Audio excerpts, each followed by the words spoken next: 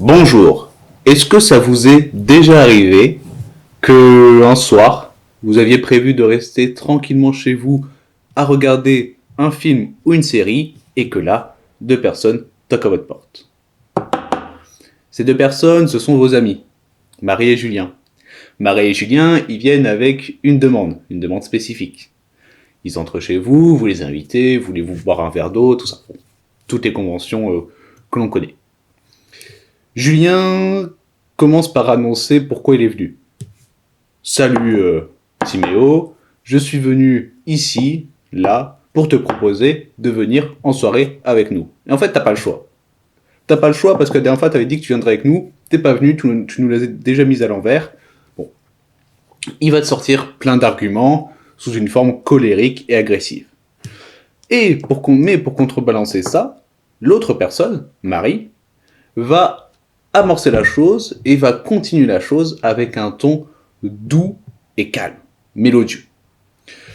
Oui, Timéo, c'est vrai que la dernière fois tu nous avais dit de venir, et puis nous ça nous ferait très plaisir, tu peux comprendre.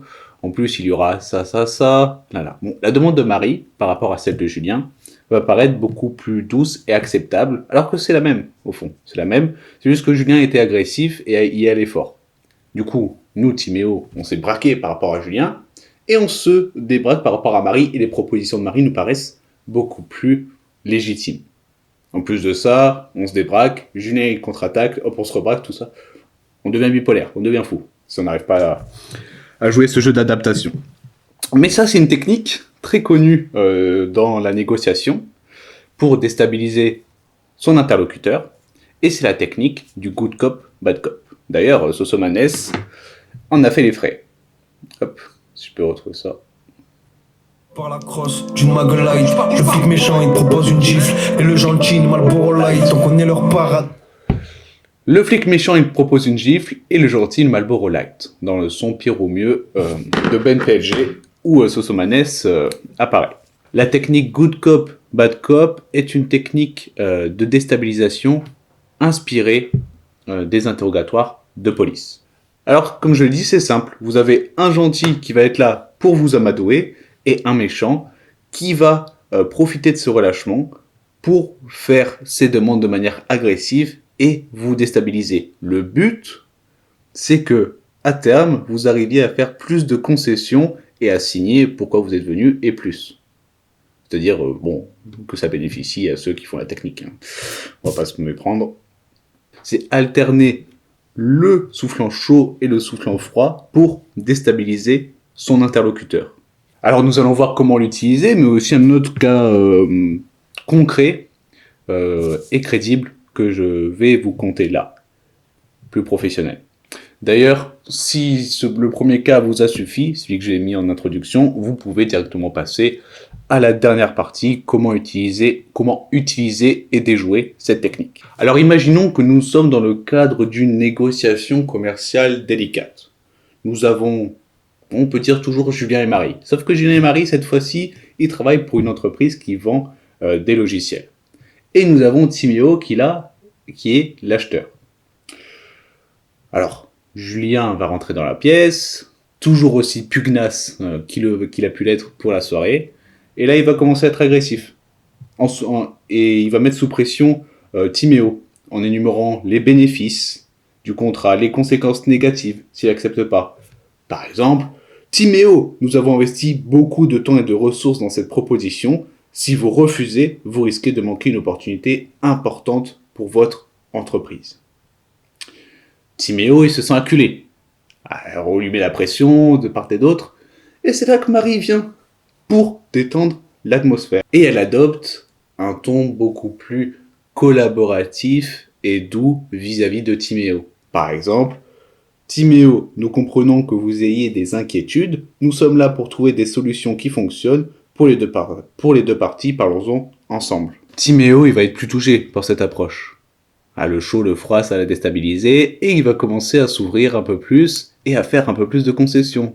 Et à la fin, au fur et à mesure de la négociation, Julien, j'allais oublier le prénom, maintient une pression constante, tandis que Marie, toujours le même job, hop, décompresse, on réattaque par la douceur. Julien, il est frontal. Marie, elle est... Et hop, je te la mets par derrière. Très efficace. Et du coup, grâce à cette technique, bad cop, good cop, les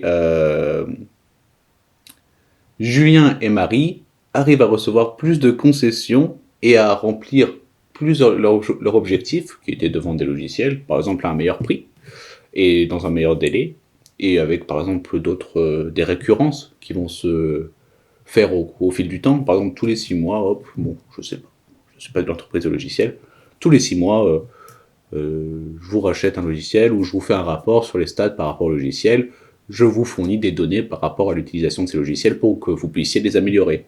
Mais du coup, la vraie question, est-ce que là, Timéo, il s'est bien fait berner en temps normal? Il n'aurait pas fait toutes ces concessions. Il aurait juste dit, ok, je paye, bon, allez, 10 000 euros, ou allez, 100 000 euros. Mais là, il a payé 12 000, 120 000. Et en plus de ça, il fournit des données sur les logiciels. Alors, pour utiliser cette technique, pour faire comme Julien et Marie, il ne faut pas que ce soit utilisé de façon caricaturale. Un négociateur chevronné, il remarquera tout de suite cette bonne nouvelle technique. Et ça repose beaucoup, du coup, sur la crédibilité du négociateur, surtout celui qui fait le méchant. Et en solo, si vous la faites solo, ça peut marcher aussi. Ça fait un peu vous alterner entre le chaud et le froid, comme ils font, sauf que là, vous êtes tout seul. Bon, à risque de finir dans un asile à la suite, mais sinon, ça va. Pour rendre l'adaptation très difficile. Alors, pour déjouer ça, il y a 2 techniques. Soit... Enfin, évidemment, il faut s'en apercevoir. Mais quand vous vous en apercevez, vous dites « Ah, c'est très sympa, le good cop, bad cop. Mais c'est vieux jeu.